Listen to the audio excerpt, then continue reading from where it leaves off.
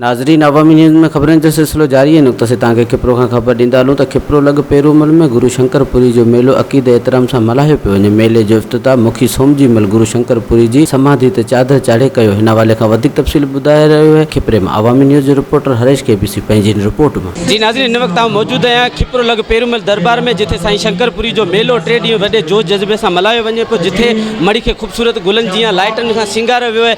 मेले में पाकिस्तान समेत दुनिया जे कुंड कुछ में यात्रियुनि जे अचण जो सिलसिलो जारी है। ही हिते अची ऐं पंहिंजे गुरु जी शेवा करे दिली सुकून हासिल कंदा आहिनि। अचो त इन शेवकनि सां ॻाल्हायूं था। मेले जे मौक़े ते हुननि जो छा चवणु? वर्सी जेका आहे ॼेठ जे महीने में तक़रीबन जून में, सिंधी महीनो ॼेठ अंग्रेज़ी जून जे महीने में मल्हाई वेंदी आहे।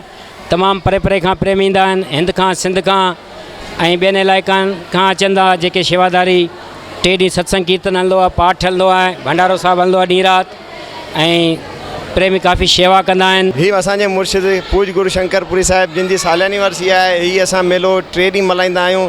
ॾाढे शंकर साहिब जी वर्सी मल्हाई वञे थी। गुरु साहिब जो नालो कंहिंखां गुझो न आहे, अणवाक़ुफ़ न आहे। साईं जी शख़्सियत, साईं जो नालो, साईं जा पर्चा, साईं जा दास्तान न सिर्फ़ु हिंद सिंध पर पूरे वर्ल्ड ताईं फैलियल आहिनि। आज जुगाड़ गाॾी पहिरीं जी गाॾी इंडिया जे शहगढ़ में आहे, ॿी मरी हिते आहे। आज जुगाड़ खां असांजा 50 ख़ानदान थी गुज़रिया आहिनि। मरिया मुरीद आहियूं।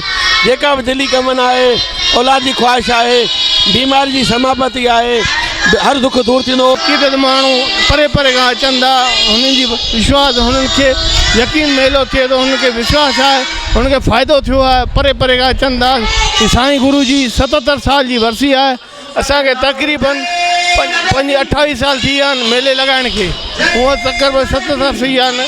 ऐं असांखे पर ख़ल्क़ हर साल खां वधीक ईंदी आहे ऐं यकीन आहे।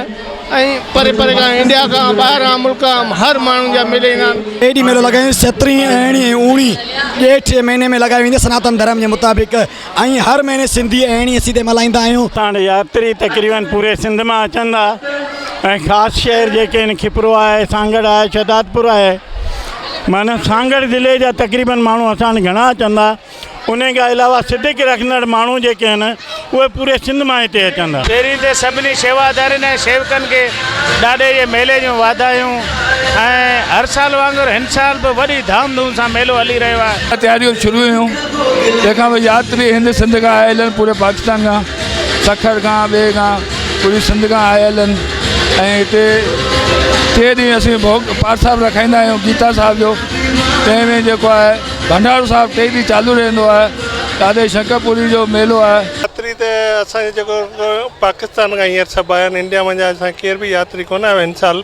हूअं असांजे अॻे साल जेको तो ॾाढे जो असांजी मड़ी जो ओपनिंग हुई, तॾहिं असांजा गुरू साहिबु आया, ॿिया महिमान बि असांजा आया अॻे साल। हिन साल कोन आया आहिनि। हूअं हर साल असांजे हिते ईंदा आहिनि। हिन साल असांजे चुंडको, फाराड़ो, ठरी मीरवा ऐं सखर खां, चुंड छालेपट खां ऐं सांगड़ पूरे ज़िले खां जा अचनि था।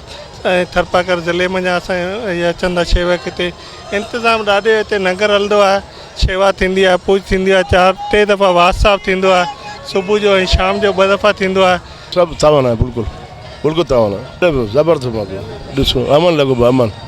पूरी सिंध जेका आहे उहा इन पिंडाल में मौजूदु आहे। उन खां अलावा इंडिया खां बि आयल जेके असांजा प्रेमी आहिनि, गुरु साहिब जी गादी नशीन